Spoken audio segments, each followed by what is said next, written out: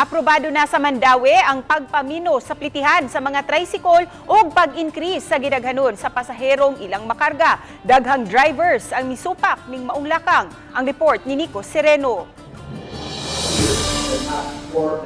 Sa sesyon sa City Council, giaprubahan ang resolusyon sa Tricycle Regulatory Board. Gikan sa 20 pesos, giminusan sa 10 pesos ang plitihan sa tricycle. Subay niini, gipatas-an sab ang makarga nga pasahero gikan sa tagduha lang ngadto na sa 5 kasakay. Gisupak unta sa pipila ka drivers ang maong lakang kay alkansi sila ning bag-ong plitihan. Problema man to dad.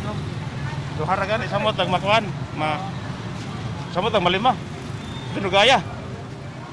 Mga kwalki sa kuan gan. Des murag. Lisod jud kayo kay samot na mahal kay gasolina ya. Sao naman lang lisod mga may karga bisag tulo ra maglisod pa mga ni.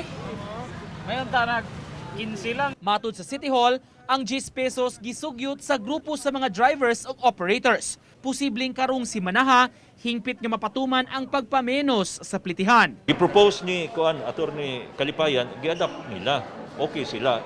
Kunya ang ilarang gihangyo nga padaghanan ang pasahero ngadto sa 5. Hangyo lang sila nga there will be close monitoring, especially that volatile o erratic kayo ang fuel price na to karon. Samtang atul sa sesyon gihapon, gituki ang plano paghatag og tag 5,000 pesos nga financial assistance sa mga tricycle drivers. Apan gipasa pa sa komitiba ang draft ordinance niini aron tun-an. Gipasalig sa syudad, adunay kwarta nga kakuhaan niini kung hingpit na nga maaprubahan ug mapatuman. Ang Mandawi siguro aware man mo nga nagsige panghatag og financial assistance sa atong mga tao panahon sa pandemic, panahon sa audit.